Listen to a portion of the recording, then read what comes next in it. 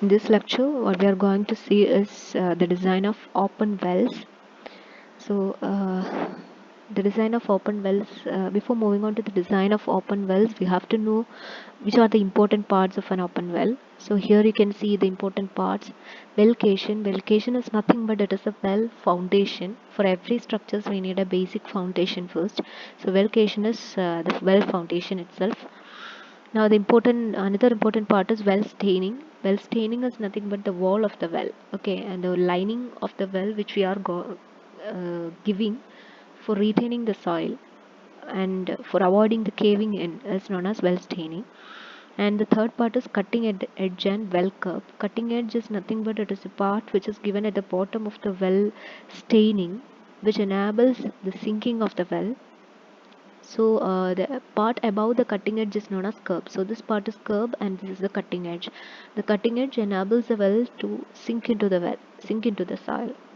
Now the next part is gravel pack. Gravel pack is nothing but it will be given in the outside portion of the well for filtering the water into the well. Okay, we'll provide some holes. This bottom portions will be plugged and through the sides the water will enter into the well in some cases. So we will provide the gravel pack to filter the water into the well. Now the main proper design is very much needed for accurate what is it maximum or optimum extraction of water. So a proper design is necessary. The design of open wells actually includes three steps. One is the selection of its diameter and depth, that is a very important thing. Second thing is the design of well lining, thickness and reinforcement. And the third one is the design of well curve. See, these are the three steps. First we will move on to the selection of its diameter and depth. So moving on to the diameter of the well, diameter is actually decided on the basis of the concept of specific yield of aquifer. So diameter is related to the specific yield. Specific yield, you all know, it is the amount of water that we can extract by against the force of gravity. It is known as specific yield. Now, since the diameter of the well is dependent on the specific yield, we have to uh, calculate the equation for specific yield. How it is related with the diameter, we have to see. So here we are moving on to the derivation of the formula for specific yield. Let the discharge of an open well be proportional to the depression head. That is, discharge is proportional to the head of flow, head causing the flow. So Q is equal to K dash H, where K dash is a proportionality constant. We can say this constant as specific yield of the well. So K dash is the specific yield.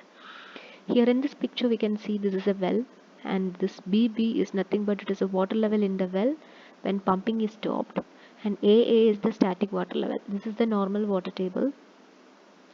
BB is the water level in the pump when pumping is stopped, and CC is the water level in the well at a time T dash after stoppage of pumping. So after some time after the stoppage of pumping, this will be the water level. DD is the water level in the well at any time T after the stoppage of pumping. DD is also after the stoppage of pumping. EE is another level of water in the well after T plus DT time. So these are some of the at different heads how will be the water level in the well. They are shown in the figure. Now the quantity of water percolating into the well in a short time. Okay, when the quantity of water which is percolating into the well, when the pumping is stopped, the well will recover some amount of water. So the rate of that recovering of water will be equal to Q. It is equal to A into DH. A is the area of cross section and DH is the small head. Okay, so where DH is the rise in water level in time dt. So after stoppage of pumping, what will happen? The well will recover some amount of water, and that amount of water is represented by DH here. But when we are speaking normally, Q is equal to Q into dt. That is total discharge in dt time. That will be equal to Q. So we are equating both these equations, and instead of Q, we are putting the equation Q K dash H. We have already seen that equation. Q is equal to K dash H. We are substituting it here, and we are integrating these two, applying the boundary condition at T is equal to T0, H is equal to H1.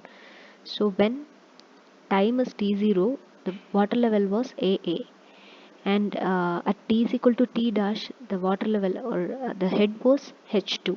So these limits we are applying, and we are integrating the equation for getting the equation for K, that is K dash is equal to 2.303 A by T dash log H1 by H2. This 2.303 come from when we are converting this natural logarithm to log to the base 10, you will get 2.303. Okay. Now from this equation, K dash by A is equal to 2.303 A by T dash log H1 by H2. So this is known as, this is the equation for specific yield, and this quantity is known as specific yield per unit area of the well. Now for a specific well, the specific yield will be, a particular well, the specific yield will be a constant. So for different types of soil, the K dash by A values are given here. It is tabulated here. So because K dash is a constant and A is also constant, so according to the type of the aquifer material, it will change. Now here, yes. Now another important thing to be noted is the critical velocity. So it also depends upon the, it also influences the diameter of the well. The velocity of entry of water in the well at which sand particles starts moving with the water is known as critical velocity. So after a particular velocity, what will happen is that along with this water, some sand particles will also come up. So that particular velocity is known as critical velocity, and it is assumed as 7.5 centimeter per minute for open wells. But this critical velocity, actual velocity will always be checked against this critical velocity. The actual velocity in the well should be always less than that of the critical velocity, then only sand will not come. So otherwise the proper working of the well will be affected. So we have to check both the velocities, and the actual velocity should be less than that of this critical one. And for that, a factor of safety of 2 to 3 years recommended for the design. Now K dash, as we have already discussed, it is equal to discharge of the well by depression head, that is Q is equal to K dash H. So from that, K dash is equal to discharge by depression. Also we got the value for K dash by A in from the previous equation. So from this equation we got the value for K dash by A, and here we got K dash. So from this we will get the value of A. K dash by A divided by K dash will give you the value of A. So A is nothing but the area of the well. Area of the well is equal to pi by 4 d square, since it is circular in cross section. So from that we will get the diameter. So by calculating K dash by A and K dash, we will get A. From that we will get D, that is the diameter of the well. Now regarding the depth of the well, the depth of the well is nothing but the depth of water table below the ground surface plus drawdown plus storage depth. Normally the drawdown is taken as 4 to 6 meter for a normal centrifugal pump, and the storage depth of water is usually taken as 2 meter. So accordingly we can calculate the depth of the well, and it depends on the thickness of water bearing formation, depth of water table beneath the ground, anticipated drawdown in the well, storage depth, etc. Now we are moving on to the second part, that is the design of well lining, thickness and reinforcement. So for designing the lining, first we will move on to the thickness of well lining. The thickness of well lining means, so here you can see this is the staining or well lining. Okay, this is a cross sectional view of that staining. So it will be like this, a cylindrical shape and having an outer diameter and an inner diameter. It is a cylindrical cylindrical circle. Okay, that's it. So a well lining is nothing but it is an earth retaining structure which supports the sides of the open wells against cave-in. So here we are providing the well staining for retaining the soil here, not allowing the soil to move in. Okay, so the rise and fall. But what happens here is while making the well, while the construction of the well should be in, the well will be in equilibrium. As time passes, what will happen? According to the seasons, the water level in the well will change. So the earth pressure from outside will be always equilibrated with that pressure of water inside. So inside and outside pressure will be in an equilibrium normally. But when this well dries up quickly in summer season and all, what will happen? Only the external pressure will be acting on the well, and that will affect the stability of the well. So we have to calculate both the external or lateral pressures, internal as well as external lateral pressures we have to calculate to check the stability of the well. Now, when the open well dries up, there is no internal pressure, so external pressure only exists, and the well lining should be safe against external pressure. Now, this external pressure The principal stress is developed as a result of this lateral pressure. So lateral pressure is applied on the well from the external source, that is the pressure due to the soil. So that is accounted, or that creates a stress in the well. That stresses are known as hoop stress or and radial stress. Two types of stresses will be developed in the well as a result of the lateral pressure, that is hoop stress and radial stress. They are represented by this equation as per Lam's solution of principal stresses. So hoop stress sigma T max is equal to 2p r2 square divided by r2 square minus r1 square, and radial stress are sigma r max is equal to this one. So while comparing these two, we can see that the hoop stress will be 2 into radial stress. Okay, that is hoop stress will be maximum and it will be twice the radial stress. Here P is nothing but the earth pressure in kilogram centimeter per centimeter square. P is equal to WH1 by sine 1 minus sine alpha, sine phi divided by 1 plus sine phi, where phi is the angle of repose, h is the head or depth of the well, and W is the specific weight of the soil. So all values are known here, we'll get P. Now in this equation, R2 and R1 are nothing but the outer and inner diameter of the well. So the thickness of the well is nothing but R2 minus R1. So when we get these values means you can calculate the thickness of the well. That's it. Now the well may be considered in sections of 3 to 5 meter depth. That is, we are not constructing the well throughout in an equal depth from top to bottom. So we will consider it as different sessions. You may have seen in Malayalam we call it as todi. So each todi will have 3 to 5 meter depth. The thickness will be varying in that particular sessions. So for sunk wells, some types of wells, for example sunk wells, the same thickness is generally adopted to the hole depth. For certain types of wells, we will use the same thickness. For mostly, we will use different sections of the well for different thicknesses. Okay, that's it. Now the thickness of the well can be calculated from nomographs also. This is another method for calculating the thickness. Here already drawn graphs are there regarding thickness and depth. With thickness and depth and diameter, connecting these three variables, already graphs are drawn. They are known as nomographs. From this graph you can get the thickness of the staining if we know the depth as well as the diameter. For example, if the depth is, I have not given the quantities here, actually we have to give that here. For example, if the depth is 10 and diameter is 1.5 meter, means you will have 10 meter thickness. You can have 10 meter thickness. Like that, we can get the thickness of the well.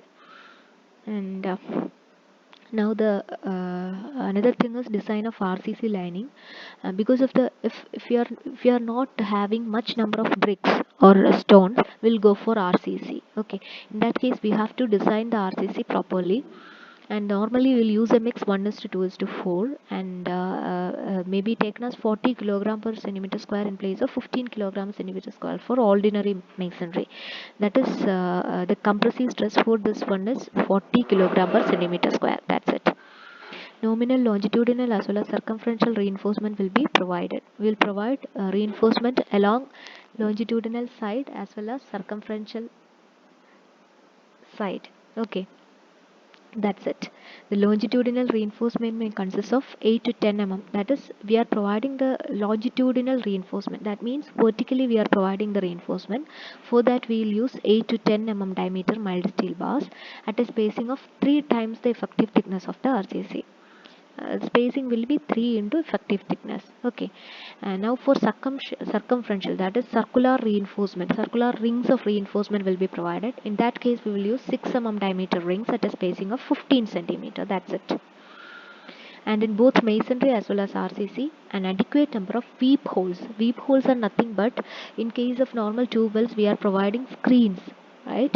But here we have to provide some holes at the bottom of the well. Okay, at the bottom portion, we have to provide some holes for the entry of water into the well. Okay, normally the bottom portions will be plugged, the bottommost portion will be plugged, but the bottom of that bottom cylindrical portion will be provided with some weep holes, such a way that water can enter into the well. And in masonry lining, the holes may be different shapes. The holes may be provided in different shapes. It may be rectangular, circular, or some other things. Rectangular holes 80 to 120 centimeter square will be provided. Circular holes 5 to 7.5 centimeter diameter holes will be provided. Now we are moving on to the important thing, that is design of well curb. Well curb is a circular cutting edge provided at the bottom of the staining for sinking of open wells actually. So I have already explained you that there are wooden as well as RCC curbs are there. Wooden curbs are made up of hardwood. Hardwood rigs are strongly joined together to form that wooden curb. In case of RCC, we will provide main bar of 12 mm diameter and nominal reinforcement in the form of triangular rings we will provide as 8 mm diameter. So 1:2:4 mixed concrete is used, and vertical tie rods of 2 centimeter diameter are used at an interval of 1 to 2 meter. The width of the well curb is 5 centimeter thicker than that of the thickness of the staining at the bottom of the well. So the well curb thickness should be 5 centimeter more thicker than that of staining. The additional thickness would avoid any contact between the masonry and the surrounding earth. That is important. Now, for the procedure for calculation of the or design of this well curb consists of two steps actually. One is, before finding the design dimensions, we have to find the bending moment, because the well curb has to bear a much amount of bending stresses. So bending moment should be calculated. The maximum bending moment is equal to WL square by 10. Okay, bending moment equation. And for calculating the bending moment, we are considering 1/3 portion of the well curve as hollow. There are no soils surrounding that particular portion, we are assuming. So the bending moment equation, M is equal to WL square by 10. Now the second step is design of RCC curve. So the calculation of bending moment was the first step. Second step was design, that is determining the dimensions of the curve. So we know the bending moment. For wooden and RCC it will be different. We will first discuss about RCC. The depth of the well curve in case of RCC is equal to root of M by KB. That is, M is the bending moment, K is a constant for a given concrete mix, and B is the width of the curve. So these things are known to you, then you can find the depth of the well curve. Okay, the cross-sectional area provided of steel should be provided for the reinforcement. AST is equal to M by sigma ST JD. J is the polar moment of inertia, or J is a constant. D is the depth of the well, which we got from this equation. Sigma ST is the safe stress. For mild steel it is 1400 kilogram per centimeter square. M is the bending moment. So you'll get the cross-sectional area of steel required for the reinforcement. Now the number of steel bars required should be calculated by this equation. Area of the steel, which we got from this equation, divided by area of assumed diameter of the bar which we are using for reinforcement. Now for wooden curb, there is a slight difference. The bending moment is calculated as M is equal to Z into F dash, where Z is the section modulus, which can be calculated as BD square by 6, where B is the width of the well curve, D is the depth, and F dash is the permissible bending stress. F dash is a constant. So you'll get the value of M. And from this we can derive T is equal to root of 6M divided by F dash into B. The F dash, that is permissible bending stress, is equal to 100 kilogram per centimeter square for wood. So we can calculate the depth of the well curve from that equation. So this is how we can design the wooden curve. Now overall, when we are considering the procedure for the construction of this open wells, first thing is you have to set up that well curve. Second thing is, after setting up the well curve, you have to sink it. You have to insert it into the soil. Then third step is bottom should be plugged with the concrete. Fourth step is sand should be filled for necessary depth. Fifth one is closing of the top of the well cap. And in the curve, we will provide weep holes for the entering of water. So this is how we can construct an open well. Another thing to be noted is tilting and shifting of the well. That is, the position of the well should be vertical. If the well has tilting or shifting, a certain amount of tilting and shifting is allowable. So the maximum tilt allowed is 1/80. That is, this is the maximum slope allowed to the well. And shift is the relocation or replacement from this exact position. That is known as shift. It should be 150 mm. Greater than this, if shift is there or tilt is there, means the stability of the well will be lesser and it will be destroyed in time. That's it. So thank you.